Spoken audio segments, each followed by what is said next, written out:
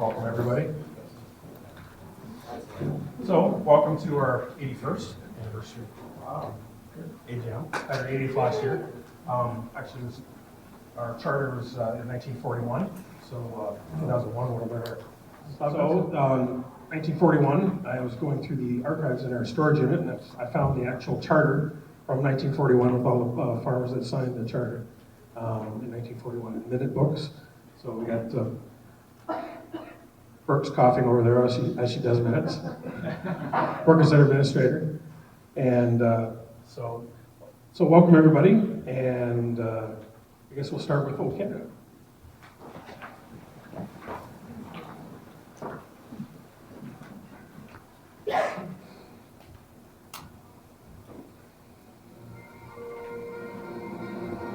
I can do that.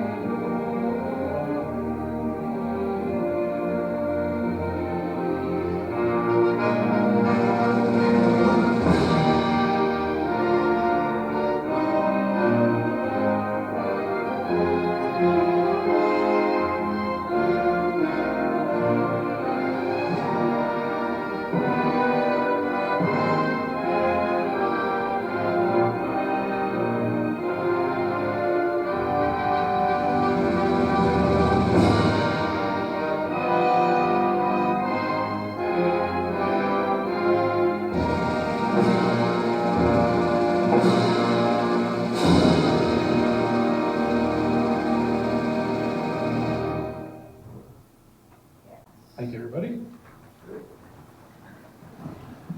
So, welcome everybody, honored guests. I guess we got a few mayors here. I guess a lot of people are heading up to Roma this weekend.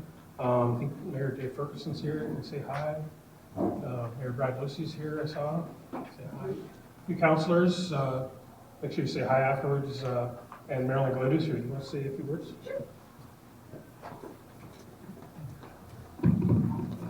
Well, good evening. It's great to be here on behalf of the federal government. I've certainly been spending quite some time with the agricultural community. I was at Soil and Crop last week, and from them I had a very interesting update on what we can expect in the next year with drought conditions in Latin America and the war in Russia-Ukraine, and so it's going to be very important that we keep our agricultural industry pumping at 150%. And then last night, of course, with the grain farmers of Ontario, and heard their concerns about the need for federal support on issues like carbon tax, on the fertilizers, the tariffs, the restrictions, a lot of the regulatory burden that's happening. And so I'm always happy to be a strong voice for you, and thank you so much for inviting me. I would invite you that if there's anything I can help with, my office is always open to you. Thanks.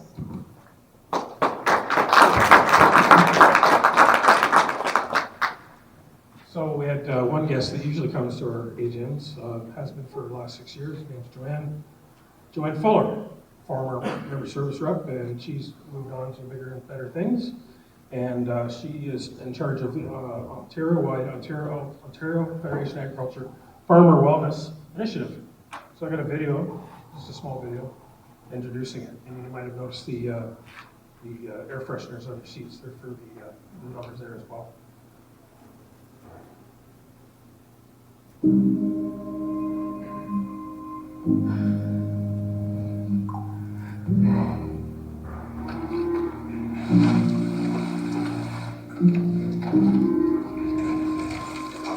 Forecast showers and thunderstorms today with strong southwesterly winds to 37 miles per hour. We'll have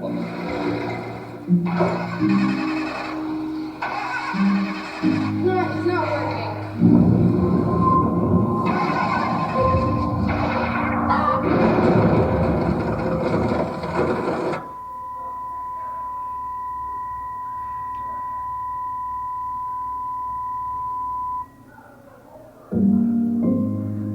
Let's break this silence together. Let's break the silence together. Let's break the silence together. Let's break the silence together. Hi, this is Samantha at the Farmer Wellness Initiative. I'm here to help. Might have noticed the logos at the end. It's funded by the Canadian Agricultural Partnership with the participation of the Ontario government and the federal government. It's being administered by Ontario Federation of Agriculture. So, we'll start with the business section. You've all had a chance to look through the agenda. Motion to approve the agenda. State your name. Oh, George. And Dave Ferguson. Any opposed? Motion's passed. Get used to the Zoom style. Way easier for me with everybody's names off the screen. Yes, it is. Also in the booklet, there's minutes from last year. Motion, any additions or questions, or motion to approve minutes from last year? We hear it. And Darcy? Any opposed? Motion's carried. So we'll start with reports. Financial statements, it says in the agenda, Mitchell Geertz, accountant with Mello LLP appointment. And I got an email later this afternoon from Mr. Geertz saying he was sending regrets. So, as a former accountant myself, I probably should be able to present the financial statements and possibly we'll try. So there's the agenda. So, I'm not Mitchell Geertz, but I'll try my best.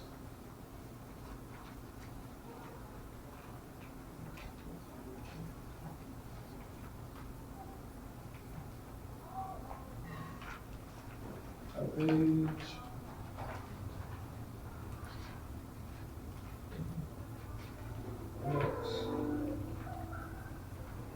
So with LLP was merged with MNP, which is the accountant we hired last year. So now they're called known as LLP. Same people, as you saw in the previous slide. Same office, even in Strathroy. So what they do for us is a compilation engagement report. We're not at the level that we need an audit. Nonprofit organizations, I think it's 100,000 as far as the account is concerned. Don't quote me on that, but I think that's what it is. So we don't need an audit. We do need a second set of eyes on our books. So we have them go through our books and give us a compilation engagement to make sure everything looks hunky-dory as far as presentation is concerned. So it says here in the compilation engagement report that they take our books and records and they've got access to our QuickBooks, and they create the financial statements for us.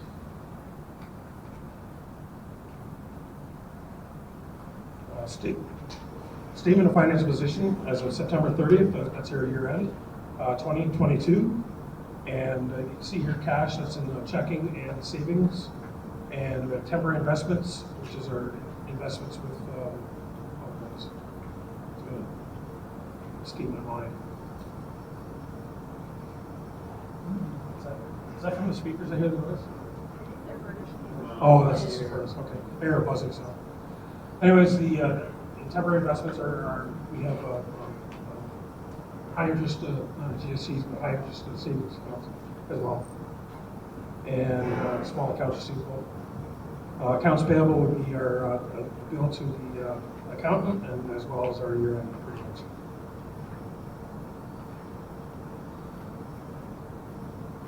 Net assets changing.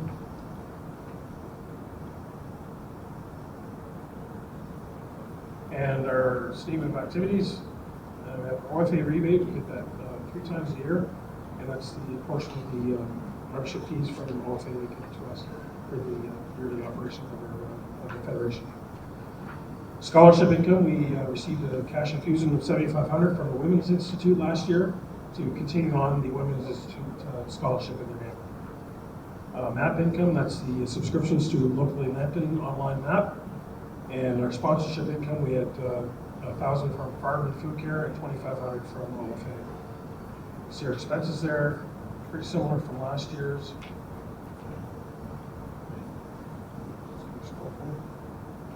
One big one I had put code in. Looks a lot higher than last year, but that includes 4365 to our Hands to Table project, which is a collaboration with Middlesex agencies and Lambton agencies to produce 𝙤𝙬𝙬𝙬𝙤, which is so Middlesex has 2 videos, and Lambton County has 2 videos showing the collaborations between farmers and local restaurants. And we did our 2nd and 3rd round last year, and we just signed on to do a 4th round for next year.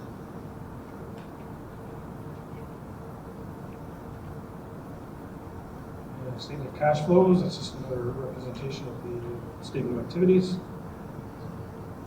And our notes, basis of accounting, accounts receivable. So we're on a accrual basis. So it's the purpose of organization.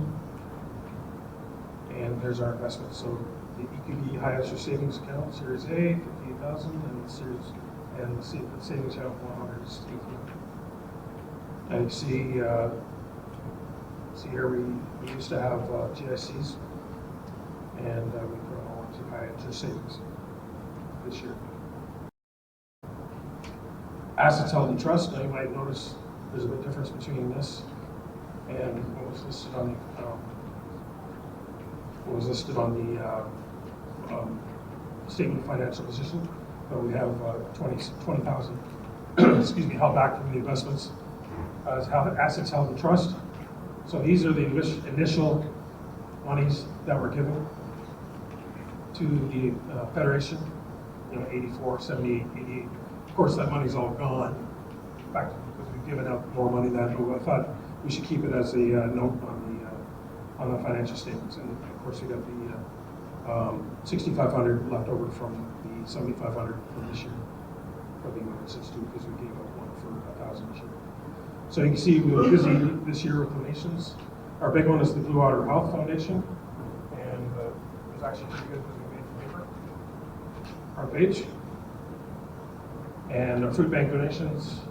Lambton Agriculture in the Classroom was getting back running again after COVID, so we gave them a cash donation. BC Agricultural Council for the floods relief up to BC. And our Technical Affairs, Farm Safety, Southwest Agricultural Conference, and our United Way donations. And we got a bunch of other ones there as well. And Confederation of Agriculture is for the, remind me again, Jay, what was the name? Oh, for Harry Lawson. Harry Lawson, yes. And other clubs. And note on economic dependence and comparative figures. Any other questions about the financials?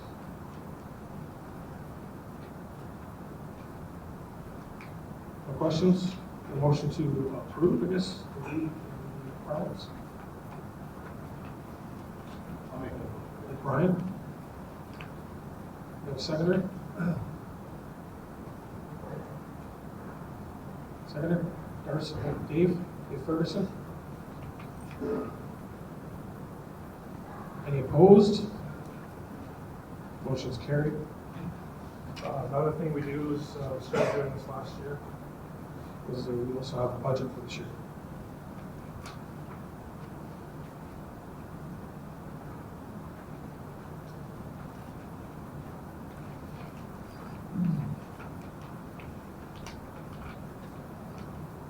So you can see here, we got 2022 or 2022 budget.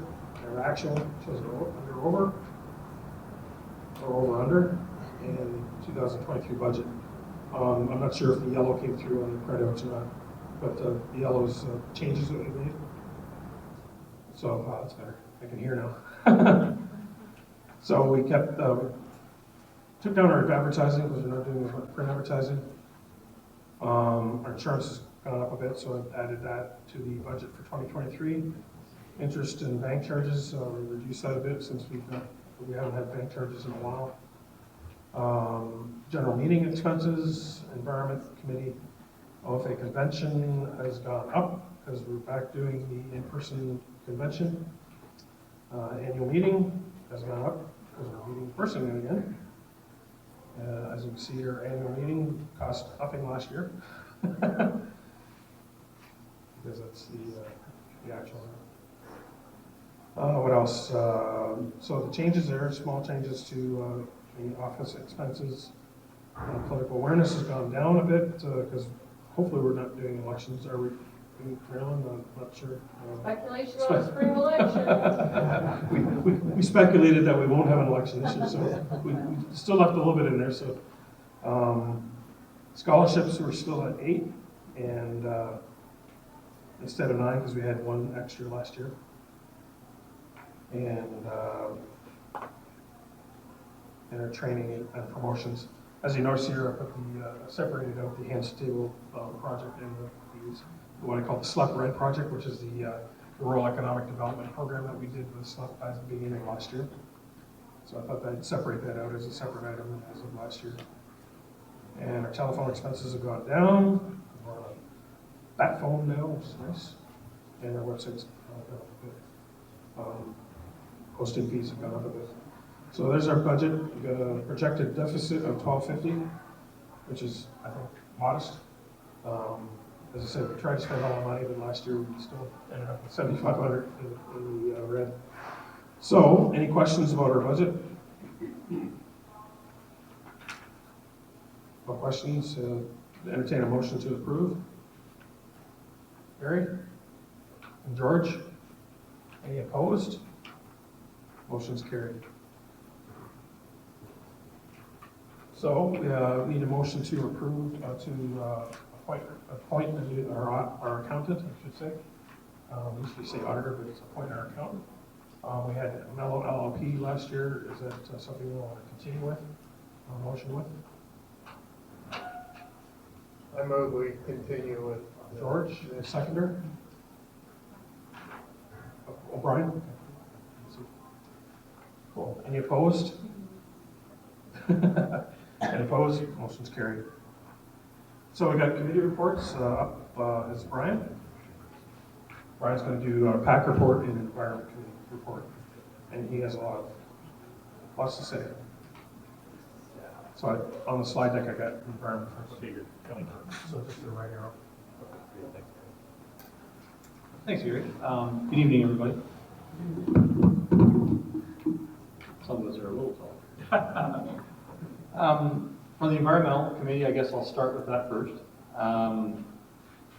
Probably one of the most significant events this year have been that we were, I'll say it's early in the year that we were made aware of through various areas here in southwestern Ontario that Hydro One is going to put in a new transmission line. They already are working on a project that's going from Chatham down into Lakeshore, south a little bit west of Tilbury. Second phase of, I'm not sure how many, but second phase will be from Chatham coming all the way up to very close to our current or former land generating station, sorry, I should say. And so lots of meetings, we've had lots of discussions, working very closely with the Camp Federation and OFA partners, of course, to work through exactly what we could expect. And I guess I'll say certainly let's try and keep a united force, that we look at, we consider all landowners should be properly compensated. Let's understand all the issues involved, and let's make sure we look at it from a holistic approach. For the line that's coming from Chatham to Lambton, 5 routes have been identified. I posted a link on here. It's in your pamphlet or your package of information. They're supposed to be making an announcement at the end of March 31st, as to what is the preferred route. At that point, we have already worked to develop landowners that are along, or a contact list of landowners that are along all that particular route, or all the routes, I guess I should say. But once they make the announcement, then we'll be contacting. I'll probably be contacting a lot of them, and we'll work through the process of see how Hydro proceeds with what they're going to do. So, the second big change, I guess, or new thing that's happened this year in the environmental side is, and maybe I'll say even in Ontario, is the introduction of something we'll call BESS, or Battery Energy Storage System. Again, there's been This is coming from the ISO, the Independent Energy System Operator. Not really a hydro per se project, but it's certainly going to make a dramatic effect on if and wherever these projects end up being housed. Lots and lots of information here. I don't want to take up the whole agenda, but again, I put some information. We've got information on our website. That link is in your package. Here in Lambton, there is 4 sites that we know of. I want to say that because one of them, that even though they had a public meeting back on November 30th, we found out about 2 days. We found out about it 2 days ago. They're doing a wonderful job of communicating publicly without communicating to a whole lot of people at all. What's happened, there's 3 of them that are proposed by Enbridge. They're all in St. Clair Township. There was 2 sort of discussions, the primary one with St. Clair Township Council on December 19th. And at the end of an hour-long conversation where lots of concerns and issues were raised from a whole host of landowners, a whole host of council people, up to including the fire chief, and council still went ahead and gave them their endorsement. So that's an unfortunate turn of events. Right now, Enniskillen Township, the second one is in Enniskillen. They have proposed, or at this point, they've just, I think the proper term is they've held it for review, but it will be, I'm sure it'll be coming forward for an endorsement at some point. A similar type project that's been in the media quite a bit was down at Prince Edward County, and the council there turned it down. So a lot of information. I'd encourage any of you, if you have questions, get a hold of me later. My contact information is in the pamphlet as well. It's on the next slide. Next slide, yeah. Key dates, I guess I wanted to make point for the battery systems. February 16th is when the contractors have to have their final proposals into the ISO. May 1st is when the ISO is supposed to announce their decisions. Depending on what presentation you look at, I'm not sure if it's a public decision, but if they're going to announce decisions at that point. Switching gears here, try anyway, there we go. Policy Advisory Committee. This is, I've had the opportunity to participate in lots of meetings with the OFA, and this is certainly one of them. We've had 2 meetings in year 2022. First one on March 8th via Zoom, but the one I guess I'll say I preferred was August 10th, where we could meet in person. Recap of various topics that we talked about. I'll just hit on a couple very large ones, I guess, is labor concerns, particularly around COVID. I guess I'll say government restrictions and whichever restrictions I guess we want to call it, but certainly lacking farm workers, especially a lot of temporary foreign workers, and issues associated with getting those folks into the country, created a tremendous amount of grief and strife for a lot of farmers in the country, not just certainly in Ontario. The other big topic, I guess, I can jump through several, but fertilizer tariffs. Marilyn, we spoke about it last night. From a farmer myself, paid those tariffs myself. Just can't think of a better way to try and punish people, I should say, for simply trying to do what we need to do to farm. Another topic, I guess, that was interesting, maybe a lot of people don't understand is rural infrastructure. Those of us that don't have it really understand what you miss. And one of the topics we spent a lot on is just how important internet connectivity is today.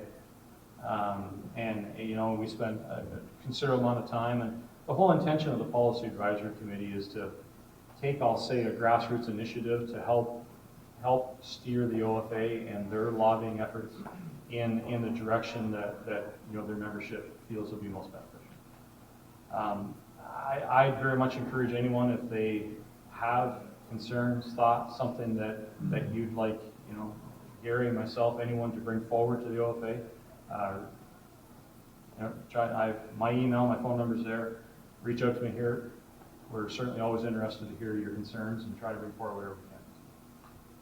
Thank you very much. Thanks, Brian. Any questions for Brian? I'm on the spot. As I run away. Thank you. So next we have George Dickinson for the Farm Safety Report.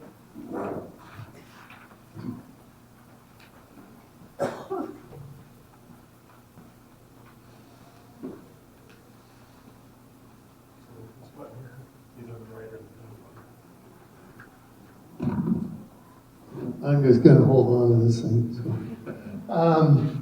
Yeah, okay, it's been a busy year in farm safety.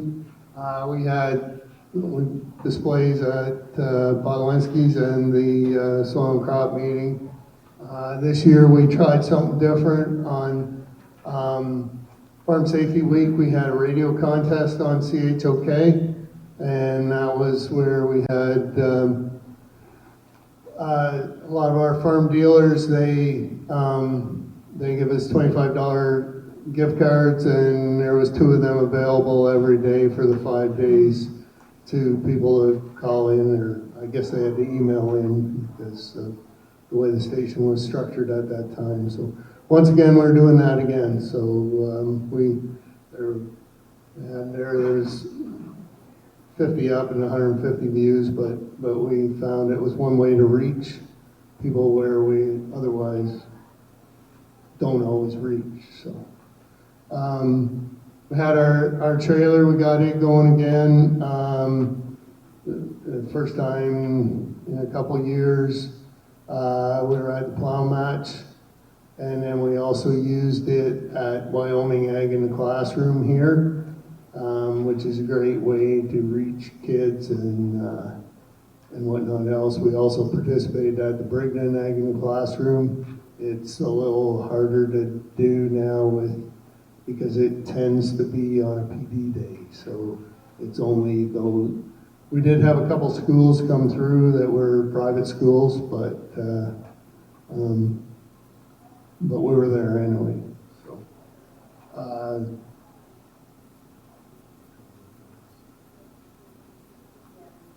There we go.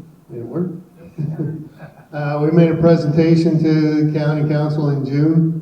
One of our features was on the Emily project, which is making sure every farm property has a 911 number. Can be very key in an emergency. Some townships and the city, some are pretty good, some lack problems. I will say, as you drive around, you will notice. But if it's important, we'd ask maybe if the municipalities could put a reminder in their tax bill when they're touching everybody that if someone needs signs to contact their office, because it may make the difference between life and death. So, we had a mental health day with 𝙤𝙤𝙤𝙪𝙧𝙚 here. An awful lot of information there. And I'll just give her a plug. If you ever need a speaker for mental health or whatnot, 𝙤𝙤𝙤𝙪𝙧𝙚 does an amazing job. She also did a session at the Ag Conference. So our Farm Safety Day was July 7th in Thetford. We had around 70 families and around 130 kids. We did it a little different this year because we didn't want to mix the kids with COVID and whatnot else. So what we did was we had 8 stations, and the families went around as families, and actually we thought that was quite successful because then the parents and the kids were around together.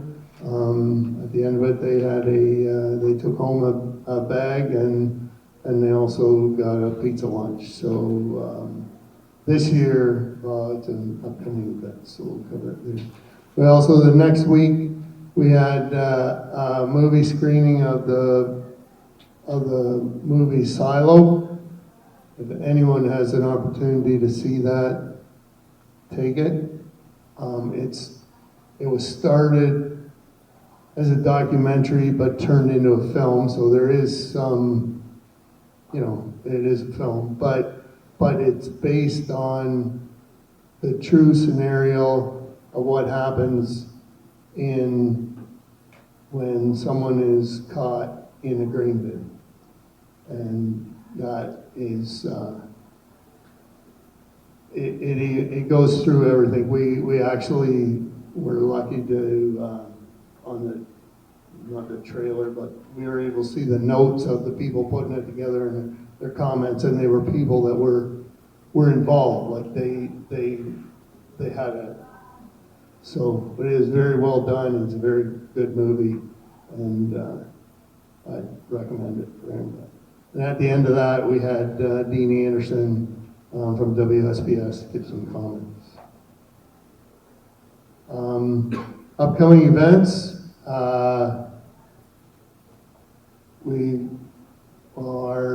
This year our Ag Safety Day is in Petrolia on the 6th, and we try to keep, if we have different events as they come, to post them on the website. I do want to put special on the one at the bottom there. That's our annual meeting, that's just February the 2nd at the Lions Hall in Petrolia. I'd encourage anyone to come. Our funding, for the most part, we do get some money from WSBS, but for the most part is from the municipalities of Lambton. We send out a letter this year because last year with some things got looked over, but requesting $200 each. Hopefully as you make up your budgets, you can see room in there. I think you get pretty good value for it. So that's, next week. And we've got a speaker there. One speaker is Russ Lloyd from the city of Sarnia. I don't know, some of you know, some of you don't. They got a grain training trailer from CASA, which is the Canadian Agriculture Safety Association. It's set up where he's doing training with all the firefighters in Sarnia, and because it was at the end of the road, I haven't checked how that's gone, but he was hoping to be able to have it available for all the different fire departments in the county. It's a great trailer. We got to go in there and see it when he opened up. It allows them to do a lot of things. So, and the other thing is, as Gary alluded to earlier, Joanne Fuller is going to talk about the Farmers Mental Health Wellness Initiative, and also Diane Bergsmith is going to give a update on their cabin that her family is putting together in honor of their son Dallas, and it's going to be focused for farmers and for firefighters. So, I don't know if anybody has any questions or. That's it. Thanks, sir.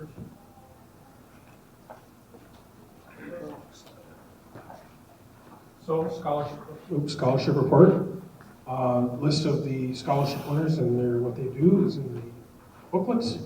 Thought I'd put a slide together. Joyce Anderson Scholarship. Yeah. It's a lot of time. Yeah, I'm just going to cover that off. Okay. We'll check with timing. 7:05. I know. Check with them for timing. So yeah, we're coming up on, we're just a little past 7. We're going to see how much time we have before dinner. So the scholarship, Joyce Anderson Scholarship, doesn't come out of our accounts. It's through the Sarnia Community Foundation. and the rest of them are through us. And if you notice in the booklet, we missed out on giving out 2 last year. I'm not the guy from the mic. I'm Do I hurry up, Mike, or do we break now? That's good. Yep.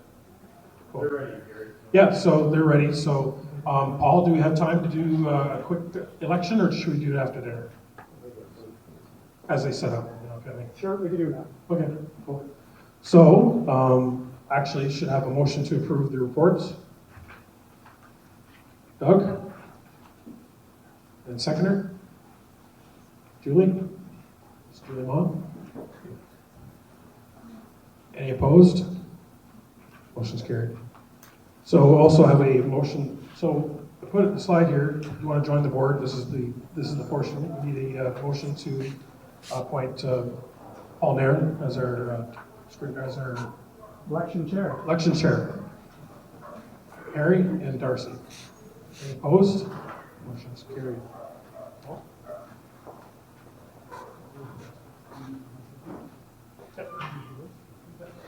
Great, thanks, Gary. And just so everybody isn't late for supper, then we'll move through this very quickly. And I guess want to thank those that were on the board this year, and we have a few names for next year. And again, as a director on the LFA, we work collectively to promote, support, and advocate for agriculture and farm businesses in the county. Joe Fuller gave me some notes here. The board's been very successful working with the community this past year, and she notes that working together is always the best approach. So certainly that's a nice gesture from Joe Fuller. So at this time, I'll declare all positions on the Lambton Federation Board vacant, and I'll ask for a motion to appoint Dan Taylor and Rob Janaska as scrutineers if they are needed. So if you have a motion, Mr. George and Dave. Dan Taylor, Rob Janaska. And I'll give that to you after. Okay? All in favor of the scrutineers? Opposed? Those scrutineers are carried. So, nominating committee has come forward with a group of names that have confirmed to let their names stand for the 2023 Lambton Federation Board of Directors. So, Gary Martin, Mike Bailey, George Dickinson, Bert McKinley, Darcy Fuller, Brian Eves, James Grant, Brad Langstaff, Harry Van Weeren, and Casey McGee. So, you can see there's a few spots still open on the board. So, I will accept nominations from the floor. George? I'll nominate Fraser Beatty. Fraser Beatty? 2 T's. Okay, any further nominations? I'll call for nominations one last time. Their nomination is closed. So, Fraser, I guess, is the one that we need to confirm that he'll let his name stand.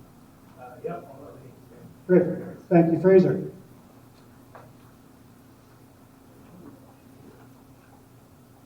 And I will ask for a motion to allow the LFA Board of Directors to fill vacant director positions throughout the year. Darcy? Seconder? Brian? All those in favor of that motion? Opposed? Motion's carried. So I want to thank those folks who have put their name forward for this year.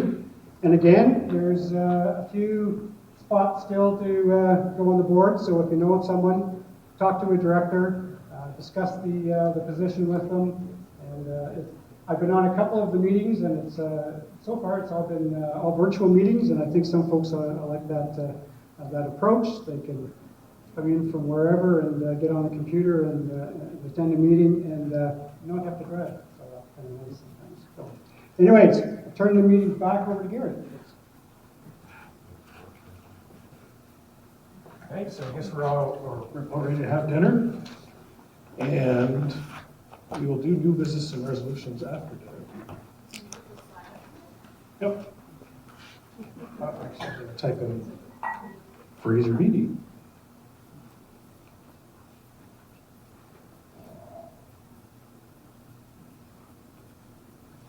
Two.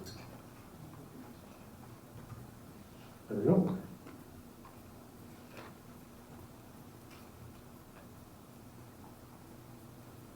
So we'll do new business after dinner, since we're all ready. But I'll have George come up and say grace.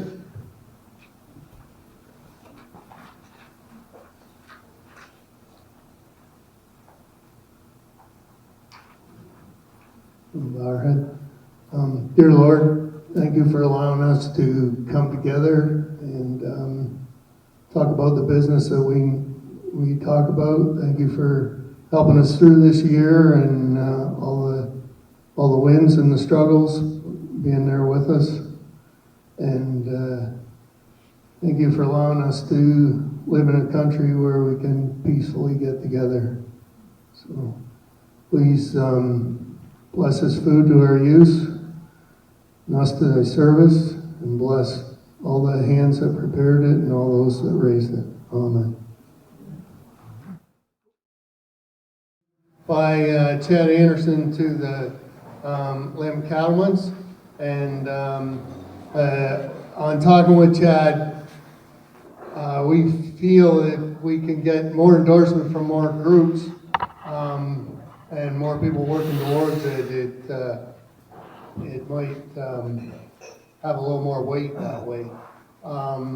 It's to do with the fact that now we have Soil and Crop and the Climate Action Committee and whatnot are, wanting us to keep our crops over the winter and not terminate them in the fall. So it brings another problem. So I'll read it off.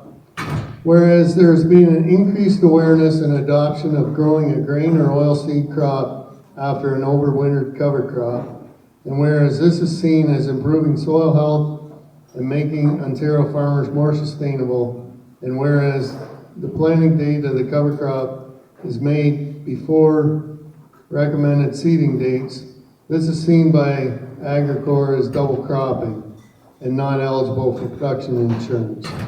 Therefore, it is to be resolved that the Ontario Federation of Agriculture work with other commodity organizations along with OMAFRA and Agricor to develop guidelines to allow such a practice to be covered under our provincial crop production insurance. And I just noticed I had done a little rewording in there, and I kind of missed it. In the first line, it should be overwintered as a cover crop and harvested as feed. So I don't know, does anybody have any comments? I'll move that we send this off to OFA.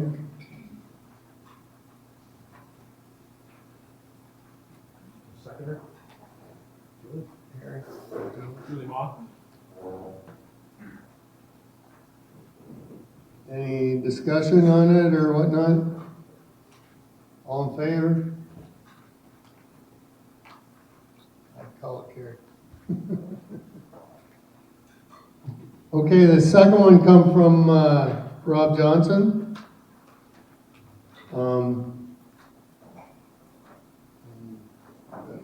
Cord where it needs, not in my way.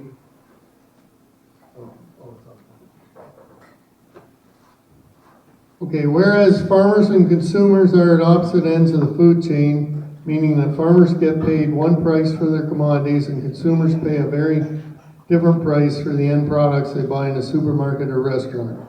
Whereas the difference in price is related to the value added to the processors, wholesalers, and retailers. Whereas Statistics Canada tracks the rate of change for both farm products under the Farm Product Price Index and different categories of consumer goods under the Consumer Price Index. Whereas current increases in grocery store prices have consumers questioning the link between farm cost of production and the actual prices paid at retail level. Whereas in 1991, Honorable Ralph Ferguson MP had his staff prepare a document to illustrate the share of the consumer's dollar that farmers received. And whereas this document was updated in 1999 and again in 2004 with the financial support of the Ontario Federation of Agriculture, therefore be it resolved that the Ontario Federation of Agriculture consider updating the Compare the Share document through a new study.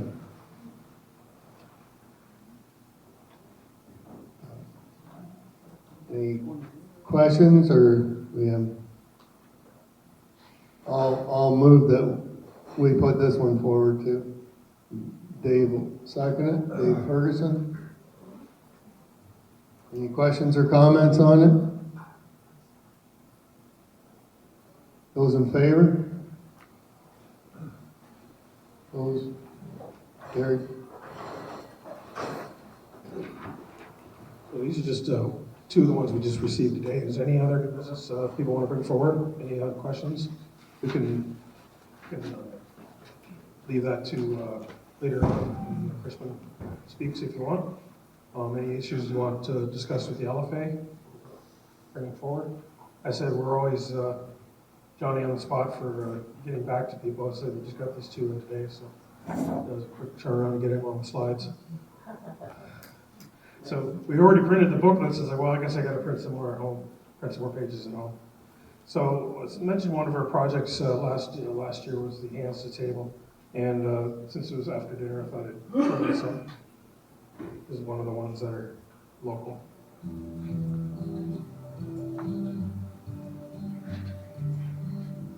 My name is Vanessa Lambton. I am the owner and chef behind 𝙑𝙤𝙤𝙪𝙧𝙚, and also the executive chef for local Wyoming. We're located in Sarnia, and we're servicing all of Lambton County.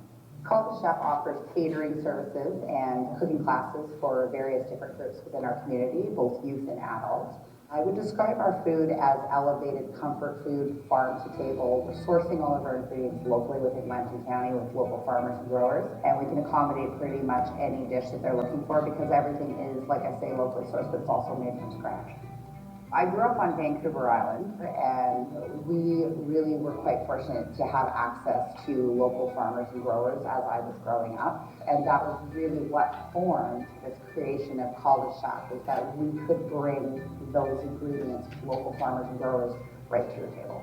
When I source my beef from Blue Water Beef, I know that what I'm getting is the best possible beef around. No hormones, they're grass-fed cows, they're raised ethically, and it really makes a difference in the taste. My name is Sandy Shaw, and my husband Murray and I own Blue Water Beef, which we have been running for the past 14 years. Our farm is located just outside of Brisbane in Lambton County. Our experience in farming agriculture comes from the fact that we both grew up doing that. I come from a dairy farm background, and Murray grew up right here on this dairy farm. Our kids are now the 6th generation helping farm this land, and it is very much a family-run operation. We have supplied 𝙑𝙤𝙤𝙪𝙧𝙚 with several different cuts of beef and orders and different ways they order. She's been able to supply me with a list ahead of time of different cuts that she's going to need in the future, and it really works well.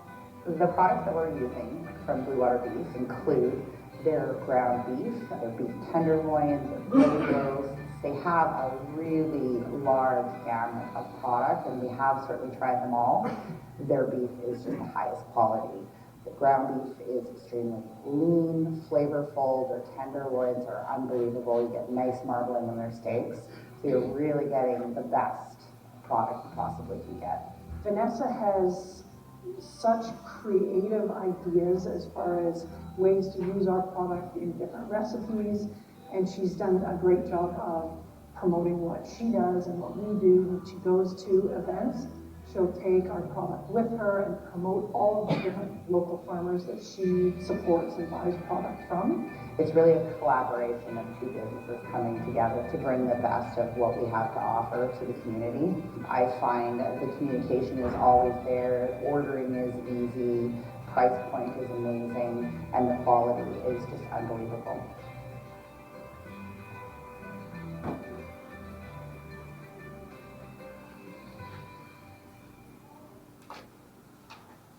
So we just had a meeting yesterday for continuing the hands to table project. So this is from round 3.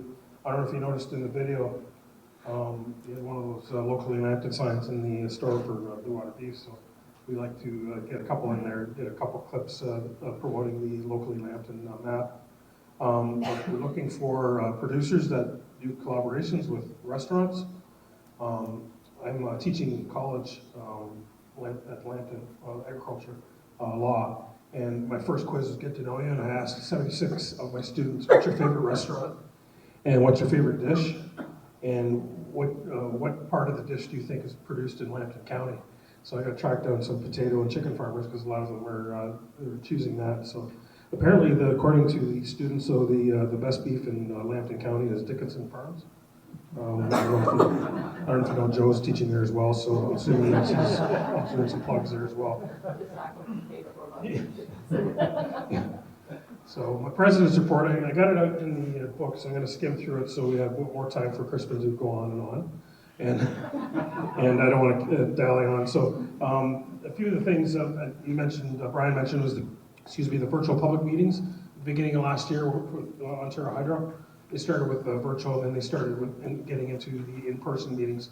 So that was, last year we were this close to having an in-person meeting, and then they shut us down at the end of December. So they went, So our 80th anniversary was online. But we had Senator Rob Black in, which is nice. He was wanting to come in person, but we got shut down. So our 80th anniversary was online, which is nice in some ways because we have it on video and it's on our website. So anytime you wanted to watch it, you can go see what Rob Black had to say, and it's on our YouTube account as well. So we have to relearn how to organize ourselves to execute an in-person meeting. So hopefully we're doing well. We did a few last year with George, you mentioned, with Lambton Farm Safety. So we're trying to post everything online. That's why I got my little video camera going, and I just figured out how to make it run longer than a half hour. I got a battery pack strapped to the side of it, and so hopefully it does well, and hopefully the audio is good, so we're going to talk into that. So beginning of the year, we were invited to an online Ministry of Finance pre-budget consultations, online participation as a delegation to Sarnia City Council, and finishing up our projects. I mentioned the rural economic development. That's all on our website as well. And also the Sarnia Lambton, it's called Local Helping Local if you wanted to look at it on our website. Also our Food Hub webinars. We did that in March. And I mentioned hands to table. First in-person meeting this year was with Lambton Farm Safety group here. And I did video that, and Loren said don't make it public, but if anybody wanted to watch it, give them the link. So if you want to see the Loren's presentation from last year, let me know and I'll give you the private link. And so again, last year was Election-a-Palooza, and we had in-person all candidates meetings for 2 ridings, as we were in both Lambton, Middlesex, and Sarnia Lambton. And I was asked to speak in person in May at the Sarnia Lambton Energy and Environment Summit. So again, first in-person meeting for me was in a big group. So so come around to August, we hosted the Vice President of Ontario Federation of Agriculture for a tour of Lambton College, Twin Creek Greenhouses, and 4 Clover Dairy. And then we continued on to Alton Farm Estate Winery to hold our OFA regional and delegate selection meeting. Again, that's all online as well. We didn't get video at the regional meeting because it was at night in a patio, and it was really nice in August. So it was a little too dark to video, but we did get photos. And in the fall, we were asked to participate in online and in-person meetings for the proposed electoral boundary redistribution. Again, our proposal is on our website as well, and we're hoping to hear from, was it February, Marilyn? February 9th, okay. They're going to reissue the drawn maps. Redrawn maps for February, so hopefully they do look at everybody's proposals, but we'll see. So here we are, our first in-person annual meeting and dinner, and my third as president. And according to our Constitution, my last. I trust that Lambton Federation of Agriculture will continue its great work. I won't be going anywhere. I've been asked to stay, hopefully. Hopefully the new LFA executive going forward has a place for me. I'd like to continue to engage with farmers in Lambton County, and this year I'd like to organize an all-commodity association social meeting. I think a barbecue and pie, that's possible. That'd be really nice. So keep in touch and we'll let you know what's going on and what you need help with in organizing. We can include your message in our Lambton Ag Link newsletter, and Brooke will put it on our monthly radio report, and we can do it in our social media. So in November, we had the OFA meeting, the AGM, and we made the front cover of their magazine for the OFA AGM, which is kind of nice, with our donation to the hospital, to the Blue Water Health Foundation. So I'm trying to find my agenda. There it is. And Crispin's up next. So while Crispin's coming up, I'm just going to run a video from the OFA AGM. You're in the room.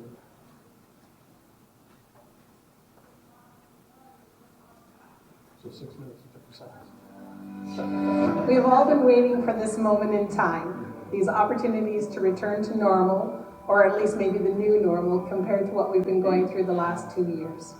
I am thrilled to have us here together today. A year ago, we gathered virtually, and 2022 began with combinations of virtual and hybrid events. I think I can speak for all of us when I say that I am glad that we are ending 2022 here together in person. Nothing can replace running into familiar faces in the agriculture industry across all sorts of events, whether it is the Canada's Outdoor Farm Show, the IPM, regional meetings, or even our summer board tour. It's an aspect that makes our jobs and roles within agriculture feel so fun and enjoyable. Being able to experience that and catch up with old friends while addressing moving issues and priorities and projects forward helped make this a successful 2022. There's not much we can actually accomplish alone, especially at the level of impact that we strive for. Working together with industry partners, our fellow commodities, and farmers just like you has helped us accomplish incredible things across the province, and we owe it to ourselves to be proud. Our efforts to tackle farmland preservation, mental health and wellness, and engaging with Ontarians has been reflected in the milestones we have reached over the past year. Our homegrown campaign has exceeded expectations, allowing us to reach an audience outside of our normal echo chamber. So let's celebrate. Celebrate what we've been able to accomplish and that we haven't skipped a beat, no matter what life has thrown our way. I look forward to sharing these highlights as everyone has had an important part to play in the OFA's year in review.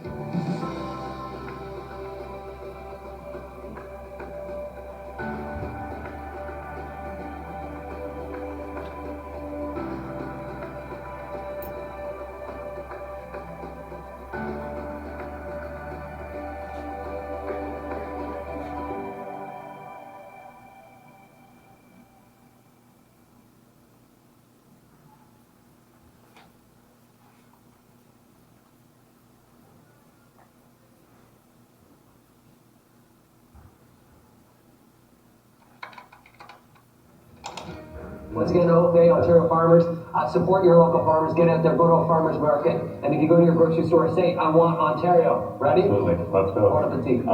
What is one thing we can do to support local farmers? Look for Ontario produce, buy local, buy from the store with the Ontario symbol, Foodland Ontario symbol.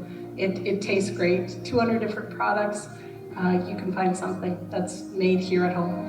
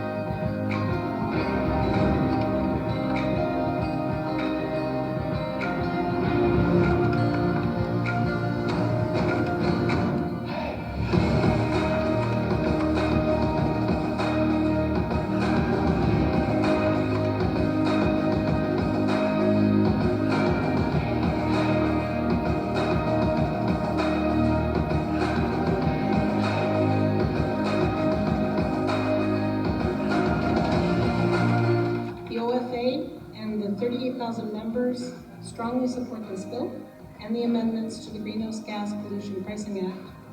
We are confident that by expanding the list of qualifying farm fuels to include natural gas and propane, and by amending the definition of eligible farm machinery to allow those fuels to be used to provide heat to dry grain and raise or house livestock, that it will make a difference. It is important that we have the proper support from different levels of government to move those initiatives forward and ensure that farmers continue to be productive and continue to be profitable going forward.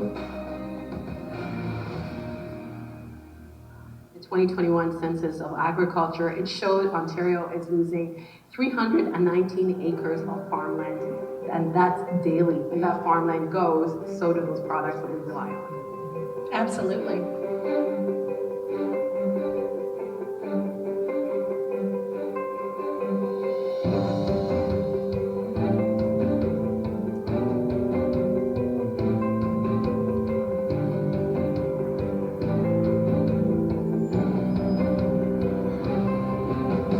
Based on the progress we've made, we can be optimistic for an even stronger year ahead.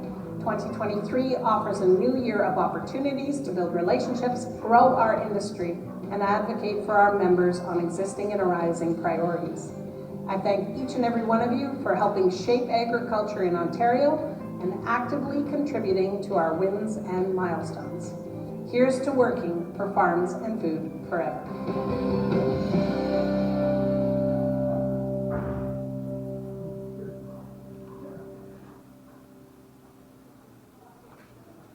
So that's your last.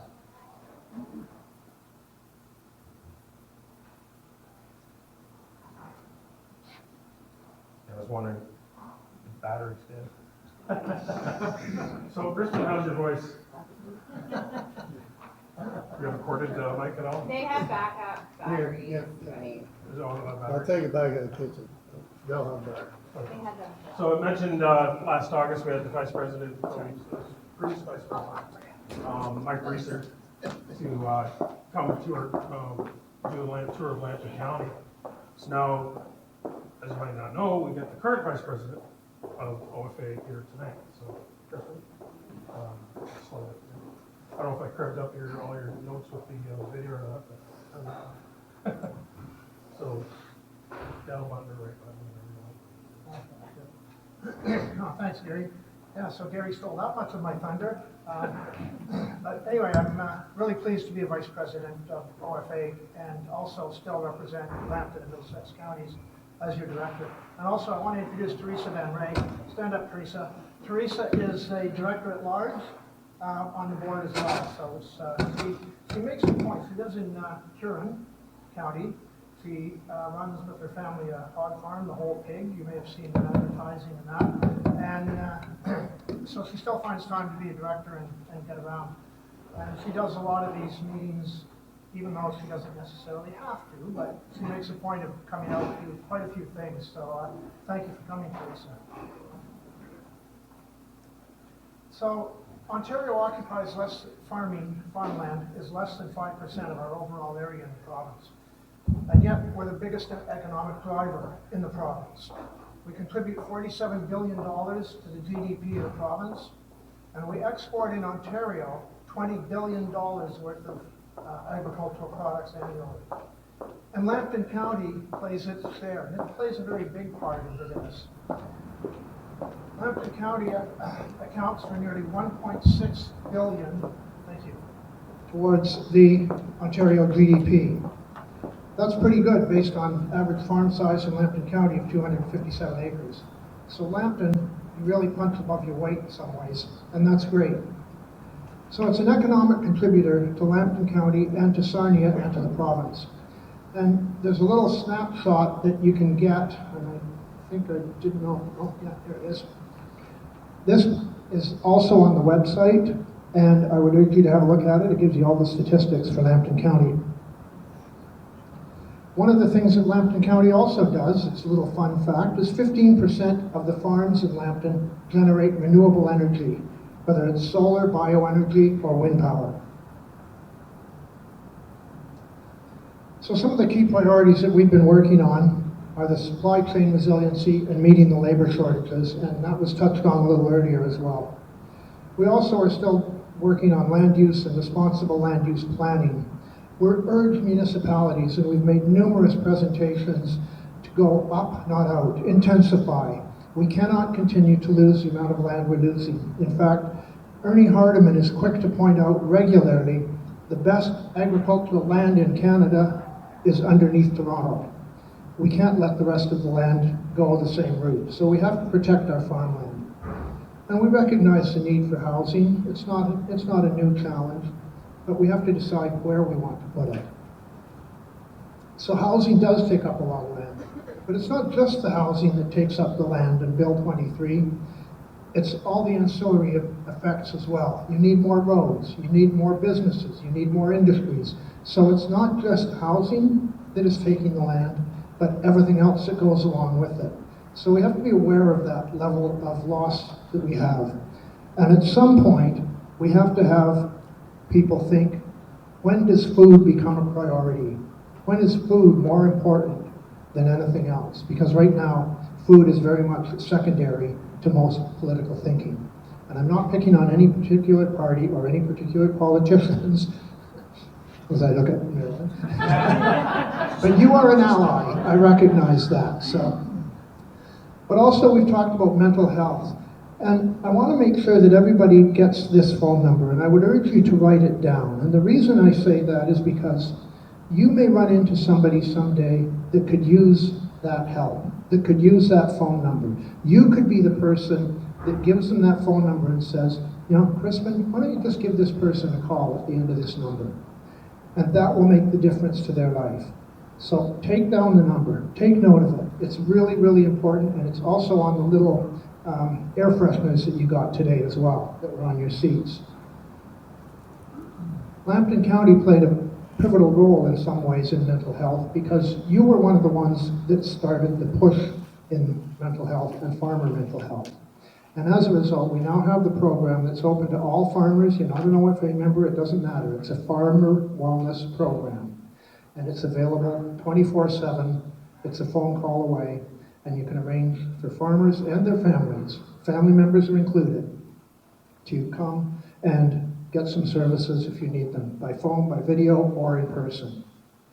We also talk about road safety, and I'll get into that one a little bit later, because that's a new initiative that an initiative we're continuing to work on. Some of the supporting services that we've been working on, in addition to the hard infrastructure programs like roads, bridges, and internet, we're still lobbying for social services such as rural schools, which are important to our communities, healthcare, and childcare. All of these are important fabrics to our rural communities. That is one of the reasons people stay in the rural communities. If you don't have the services, people tend to migrate out of our area. And if we want to keep young people in the business, we need to have the social services to support them at the same time. Because let's face it, we have big distances, tough geography sometimes, and certainly weather makes it difficult to access things like healthcare, education in our rural communities. So I mentioned road safety. Part of our road safety campaign that we're initiating is to try and educate people on the importance of what we do and our equipment on the road. Slow-moving vehicles can't go beyond 40 kilometers an hour. We aren't supposed to pull off, nor should we pull off to the shoulder of the road. All vehicles are required to maintain a lane. So don't be afraid to stay in the lane when you're driving down the road. And when people come across farm equipment on the roadway, we want to encourage people to think about it. Slow down, share the road. Don't expect us to move over. Our towed vehicles are big, they're wide. We're not going very far on a paved road, because in most cases we don't want to be on the paved road. But we obstruct visibility. So be patient. You'll be at a red light a lot longer than you're going to be behind a piece of farm equipment. And the other thing is, hopefully, when you pass farm equipment, you wave with all 5 fingers. I don't usually get all 5. So this slide, to me, is really interesting because the small This part is 1935. That's how many paved roads there were in Ontario in 1935. On the other side is how many paved roads there are in 2005. So speed is the factor. We're on a lot of paved roads now, and we're bigger and we're slower. So that presents a challenge. And this is what happens when a car, you can see it in the ditch, sideswipes a tractor. My son-in-law was driving that tractor. That was 2019 in June. Nice day, perfect. He ended up in the hospital for several days and has permanent injuries and still can't work. We're fortunate he's here with us, but there are families who are grieving because they lost somebody because of an accident like this. So it's really important that people realize what it's like to be on the tractor and in a farm vehicle. In closing, I just want to say, we all need to work together to build our future. We're an economic driver across the province and within the county. Technology and science is really involved, and you can see that in this picture. The old style tractor and combine versus the new with the GPS on the top. In order for us to compete worldwide, we need to expand our broadband services, and we need the support of all levels of government. But most important, the one thing we really, really need is land. Without the land, we can't provide food, we don't farm. So urge all politicians at all levels to please build up, not out. Stay within your boundaries as much as you possibly can. We want to work with you. We want to be your friends. We don't want to be your enemies. We want to work together. Thank you.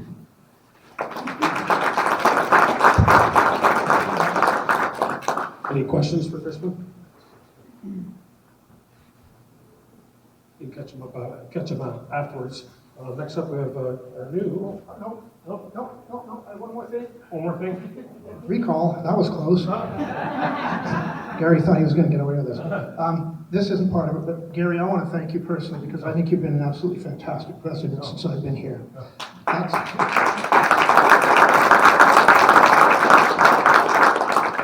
I'd give you something, but I haven't got anything on me. I'll give you my glasses, but I want them back after. Now, I'd like to actually ask, I'm going to deviate from your agenda a bit, Gary. I'd like to ask Paul Nairn to come up for a minute to introduce our new member service representative.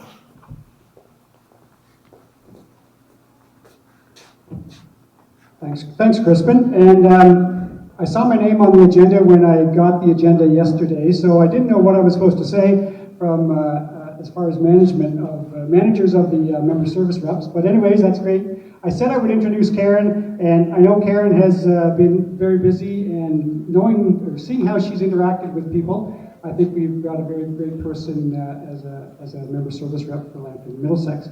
And she knows a number of people already, obviously from her experience in Lambton, Middlesex, Elgin, and this area. So, Karen, if you can come up, and she's got her own presentation, which is awesome, because she's only been on the job since January the 9th, so that's awesome.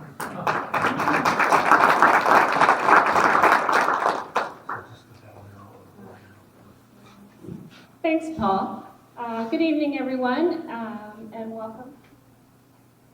As Paul said, I am Karen McLean, and I am your new member service representative for Lambton and Middlesex counties. So I understand that normally the member service representative puts together a kind of an overview of what OFA has been doing for the last year, and as Paul said, this is only week 2 for me, so my report's going to be pretty short. So on the personal side, I am married to Graham McLean. Many of you, I think, would recognize him or even know him. And we have 2 daughters, Shauna, who is 22, and Jenna, who's 19. So a bit of my background. I went to the University of Guelph. I won't say what year I graduated, but I did get a Bachelor of Science in Agriculture, majoring in Agriculture Economics. When I graduated, then I went to work for a large animal feed company, Purina Feeds, which was based out of Woodstock. I actually worked way up north in Grey County, I guess, Bruce and Grey.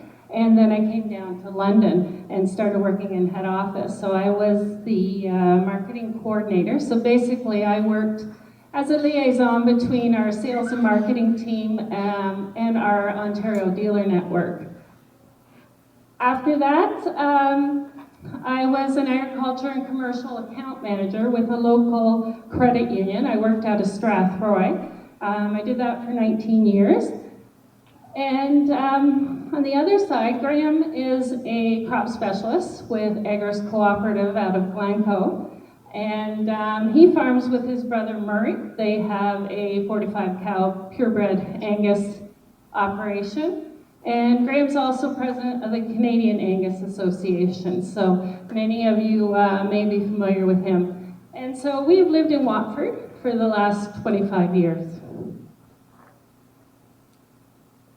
So again, this is my second week, but I have been busy making connections and attending various meetings. I think this is the third time in this hall in the last 2 weeks. So we had some introductory meetings with Lambton Federation, meeting up with Gary and Brooke, as well as Joanne Fuller and Crispin. Lambton Beef Farmers, Soil and Crop, and GFO meetings. GFO was just last night, so I attended all of those. And I scooted over to Glencoe last night as well to catch the Middlesex Cattlemen's meeting. Earlier, I guess it was Tuesday morning, Crispin and I went to London and attended the Chamber of Commerce Mayor's State of the City address. So London has new mayor in Josh Morgan. He's quite the talker with some very lofty goals, but it was actually a very interesting breakfast meeting, and there was 1,300 people in attendance. And as Gary and Crispin have mentioned, the Hands to Table project. So we had our meeting yesterday and I participated with that, so I'm bringing myself up to speed. So in the next few weeks then we have lots of events again to attend. Chatham-Kent Farm Show. Carol from Kent County is here, so we will be at the show on the 26th. The Middlesex Workplace Development Partnership meeting is on February 1st. London Poultry Show, Middlesex Soil and Crop is coming up, and one thing I wanted to bring to your attention was the OFA is putting on a succession planning workshop. So it's coming up, and it is being presented by Farm Life Financial, which is Daryl Wade and Andrew Leach. So basically they're going to be focusing on education on financial strategies for farms and farmers, as well as succession planning tools to keep the farm in the family. They really want to focus family harmony, tax advantages, and reaching goals for both generations. So again, that's coming up Tuesday, February 28th. It's a morning breakfast meeting, and it's at the Best Western Stone Ridge, Birtwistle Lane, London. So just south of Lambeth. And if you're interested in finding out more or to register, you can go to the OFA website there, or you can contact me and I can get you in touch and get you a spot reserved. So, as I mentioned, mine was going to be pretty short, so I'll hand the mic back to Gary.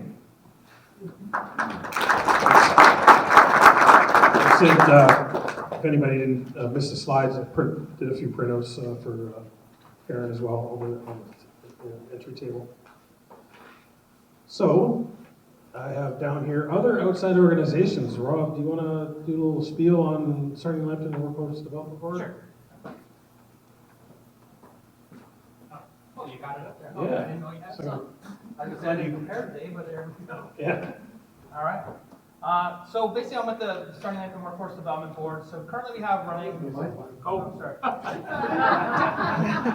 Currently we have running the Employee One survey, and really what it does is collect data from businesses in the local area to figure out what the, I guess, problems that they might be facing and challenges that they have, and we take that data and we kind of provide kind of I guess projects for the coming years. So we definitely want to get agriculture's input to really what the challenges that you face. Employment obviously seems to be a big issue. I'll kind of get some of the projects that we've kind of run the last 12 months on that topic. But yeah, the more we get back from you guys for the rural industries and areas, the more solutions that we can bring forward to the respective people that can make things happen. So the other thing that we are currently working on, we have a grant opportunity that ends at the end of this month that we're applying for, that is called the Teamwork Fund.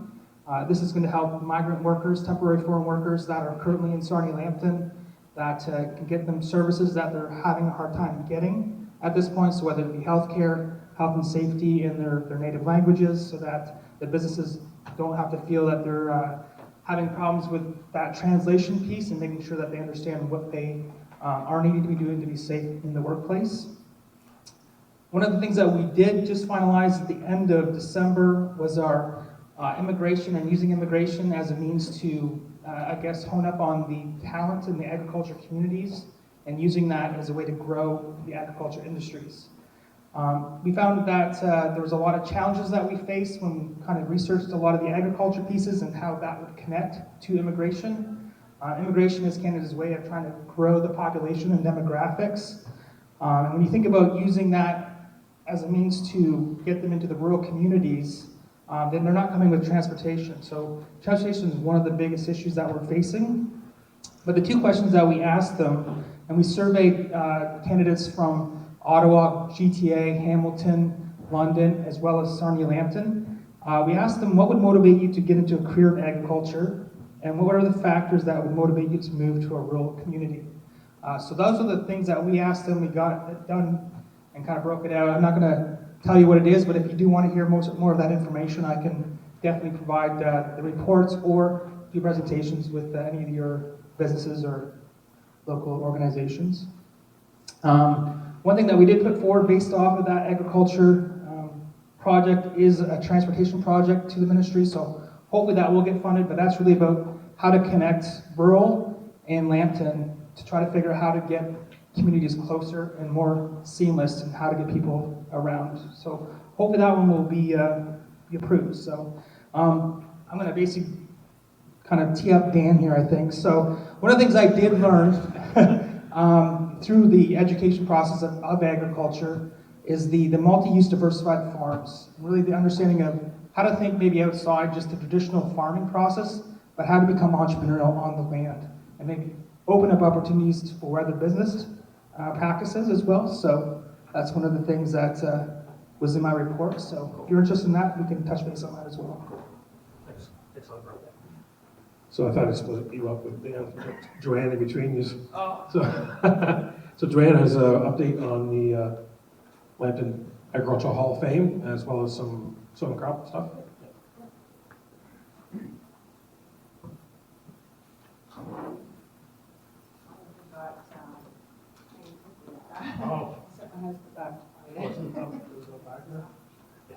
Okay. So welcome everyone. I'd like to very much thank the Lambton Federation for providing this opportunity to just share some information. So I'm a workshop leader with Ontario Soil and Crop, and this year we are ending by the end of March 31st. The Canadian Ag Partnership will be closing down. And our role in it with Ontario Soil and Crop is to deliver the producer component of it. If you mentioned earlier about the Canadian Ag Partnership, so they have 3 streams, organizations and collaborations, and the processor part, which OMAFRA handles, and Ontario Soil and Crop handles the producer and the producer funding and workshops. So what we're offering still to this date is workshops. I have an environmental farm plan running on February 1st and 8th. So if you've not got your environmental farm plan up to date, I look forward to registering you for that. And after Karen talked about her succession planning, I'm also running a Growing Your Farm Profits workshop, which deals with succession planning. Our workshops all address you having a focus and doing an assessment of yourself and your farm business at a moment in time. And that's the day you show up at the workshop. So it would be great if we could get a lot of participation in that. It's the 10th and the 17th in Lambton, and then they'd be all set to go to their succession planning. So how's that gonna work? I think that'd be perfect. So just wanted to let you know about that for that information. And the new program that should be coming out, SCAP, will be sometime in April, after April on into the future. So we don't have dates for that as yet. So that's what I have to tell you about Ontario Soil and Crop. But I'm really pleased here to talk to you about the Lambton Agricultural Hall of Fame. So I'm the chair of the Hall of Fame. Gary Atkinson is the vice chair. And even though I have them all in my head, I still feel the need that I have to have a list of them because I wrote it down and I got everyone. So we have Dave Ferguson, he's our county representative, Blair Williamson, Brian Boyle, Irene Jardine, we have Ralph Fair, Kyle Maw, who's not here tonight, but he sent Julie, and John Young. So what we're looking for nominations and for recognizing people, businesses, farm operations that have made a significant contribution to agriculture in Lambton County. We have such a diverse, and that's the one note I made down here about the 200 products. And I think Lambton County is actually one of the most diverse counties in the province.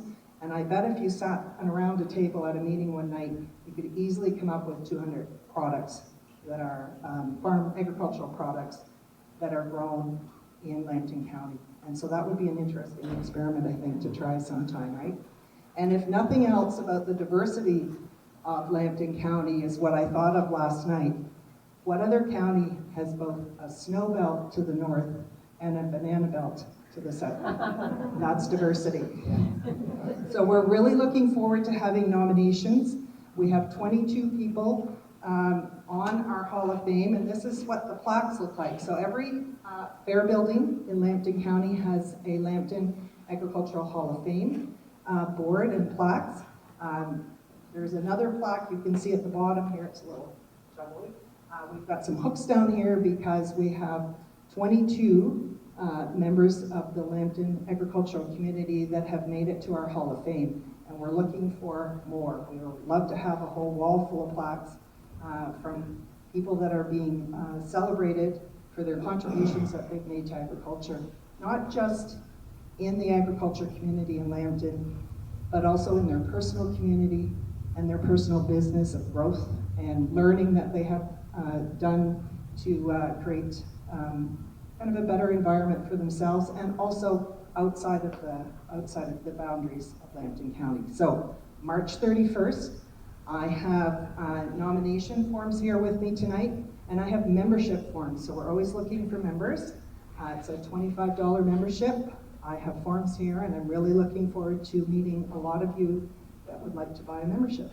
So thank you very much for your time. And I would like to say as well that the LFA website has been very generous in providing an opportunity for you to read more about our inductees that we have. And Gary does an excellent job of keeping that up to date. So we want to thank Gary as well.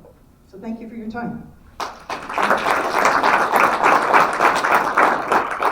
Thanks, Joanne. Yeah, there was, for a while there, the museum didn't have anything on their website. They were rebuilding. Well, it took them a year and a half to rebuild. The only way to get the information was on our website. So that's right. They actually came to us for some of the photos. And I had, some of them in the storage unit. So it comes up to, so we picked the best picture we could find of Dan from the official Southern Lambton Economic Partnership website. And I had the pleasure of meeting Dan back at, August, was it, at the Warden's picnic. And Dan was wandering around looking forlorn, and I introduced myself and introduced him to a few of the people that I knew, and he introduced himself to other people. And he told me that he was living in a boat, and he was the new CEO of Southern Lambton Economic Partnership. I guess, how does that work? He goes, well, I'm looking for a place. Oh, okay, good enough. So he has a boat in Port Lambton, so which is kind of interesting. So he gets to see the whole county when he goes to visit his boat. So without further ado, Dan. So, according to our agenda, we have maybe 2 minutes left. Yeah.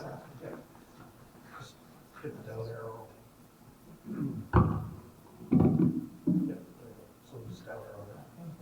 Well, it's great to be here. I'm sure y'all want to go home. So I'll try and keep it as short and sweet as I can. As the new leader of Sarnia Economic Development Partnership, what I want to reinforce to everybody is my acknowledgement and our acknowledgement within the organization of the financial and the economic contribution of the agricultural sector. It's number two. I don't want to focus on it, that's number two. It's a big one. And what I learned last night, I was at the grain growers in here tonight, is I'm learning a little more detail about what's happening. I love to hear about the diversity and the 200 products. What a great opportunity. And so it's really great to be here. I'll share a little bit of background. I do have some direct and indirect agricultural experience as well, so I'll share that with you. I'll tell you guys a little bit about me. So that's a 20-plus-year-old photograph. Behind is a vineyard, and above is the nets to keep the birds away from the crops. So I understand about pests and disease pressure and all that good stuff. So probably like a lot of folks, my mom actually grew up on a farm in North Battleford, Saskatchewan, and she ran away as quickly as she could, because I think that wasn't her bag to do all the hard work. And actually my father's side, before the Depression, they were in the horse racing business. And in 1910, a horse called Merrymaker won a huge trophy. I grew up with this big, my dad told me it took 13 pints, him and his brother poured 13 pints of beer in a sterling silver, so quite a fascinating thing. I actually moved to Prince Edward County out of Toronto to grow grapes. And so I'm an accidental economic developer. That was the only job I could find with transferable skills. I've got a private sector background in marketing. And what I learned was that, well, it was a family farm. It was a hobby farm, not on purpose, but I would qualify it as hobby because we didn't make any money at it. So I did that for about 6 years, and discovered that I was certainly much better at economic development than I was at making money in the wine business, but it was really fun. I actually squatted at another winery, so I borrowed their license, and I actually made 3 harvests of my own wine. That's it right there. And that was in a community called Hillier, one of 10, 11 communities within Prince Edward County. What I can tell you, though, is I know what it's like to get up at 4:30 in the morning. I did that for 5 years in a row, from May to October. I know what it's like to sit on a tractor and spray and worry about the weather and disease control and pests and harvesting and processing and equipment and all that. All that to say is I understand the amount of work and certainly not at the scale that most of you folks do, but I understand what's involved. And I think it was Rob that was talking about, I think, diversification on the farm itself. And so in Prince Edward County, we did a lot of work on value-added agriculture. So I understand what's involved there. My economic development background, and by the way, I learned that it's cheaper to buy wine at the LCBO than it is to grow it and make it yourself. I hope that's not your experience with your crops, or we're in big trouble in Lambton County. So come to me for economic development advice, but maybe not direct farming advice. So I spent 22 years in rural, small town, agricultural, and tourism economic development. Really fortunate in my first round. I spent a decade in Prince Edward County, which at the time was actually I think it was the most depressed county in all of Ontario. I'm happy to say it no longer is, and I was as part of that, and the people that followed me have also done a great job. So I understand the importance of agriculture in an economy, not just the hardcore agriculture, but the fabric, right? In fact, we heard fabric today.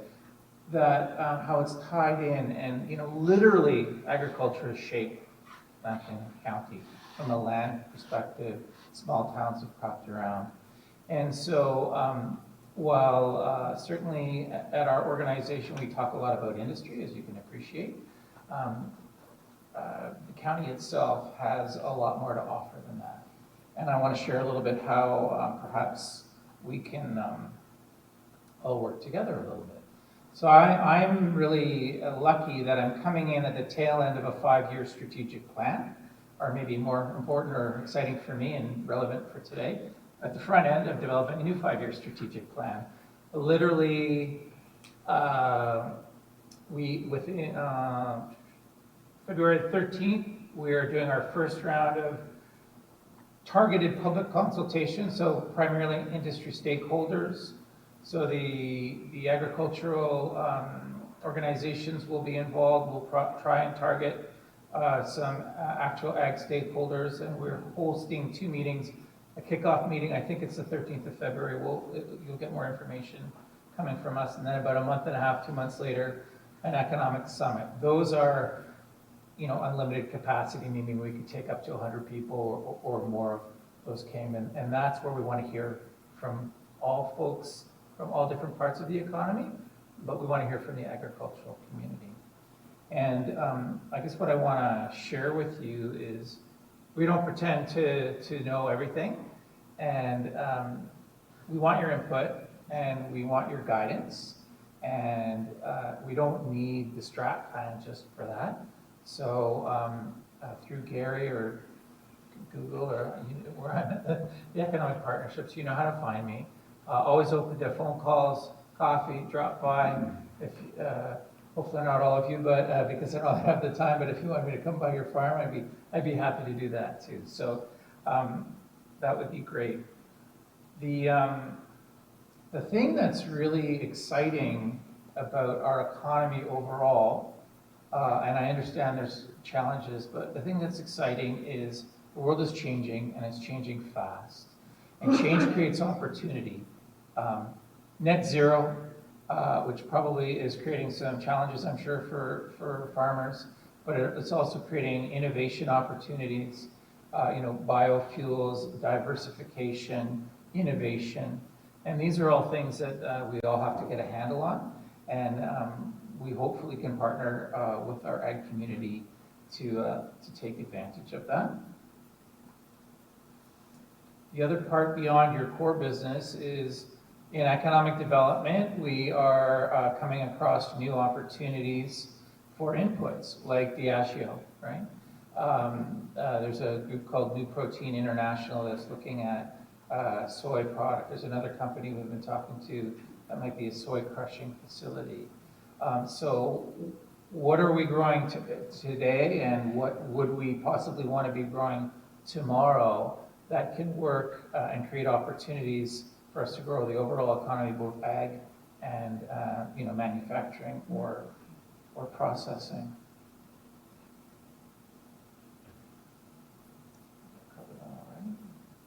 So so I think I'm going to keep it short and sweet, hopefully. Basically the reminder is through Gary and through some other PR, we're going to be hosting our first public consultation on, I believe it's February the 13th, where we're going to gather input. Consultants are doing a bunch of other one-on-ones or 2 3-on-1s in small focus groups, collecting all that information, coming back, as I said, in about 6 or 8 weeks' time. They're going to do what's an economic summit, which is, here's what we heard, here's what we're thinking, here's where we see the economy going. And that'll be an opportunity for people to say, yeah, that makes sense, or hey, you're missing something here, or have you thought of that? And then we will be launching our economic strategy on the 27th of June, which happens to be our AGM. And in the meantime, we're not waiting for anything. There's lots of great things happening. Just as an FYI, so this is my 4th community. I have never seen so much significant investment activity coming into a community. I've also worked in Peterborough, which is different, but kind of similar city and ag and a similar size. And so there's a lot of good things happening here as a sort of an outsider. I can let you know. And I believe that there's, almost infinite opportunities for us. So I think that's really great. And I wanted to thank you.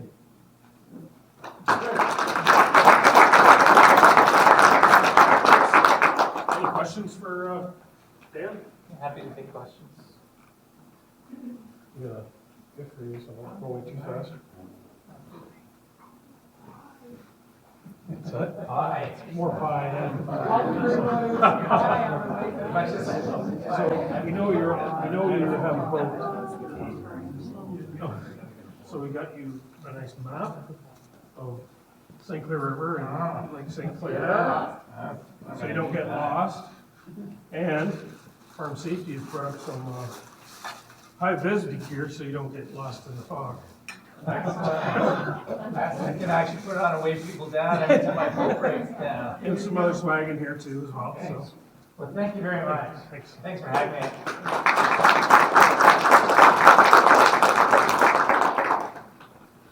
So that's we got some door prizes to hand out. You're an assistant. So we have Dan pull the first ticket. They want to pull the tickets. Oh, okay, that works.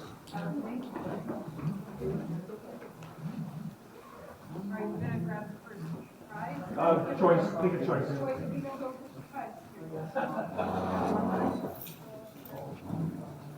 There's some fancy OFA gear. Not as good as last night's store prizes, but. Okay, everybody got their ticket? Oh yeah. You got your ticket? 240887. Oh, you can come up and Gary will help you select something.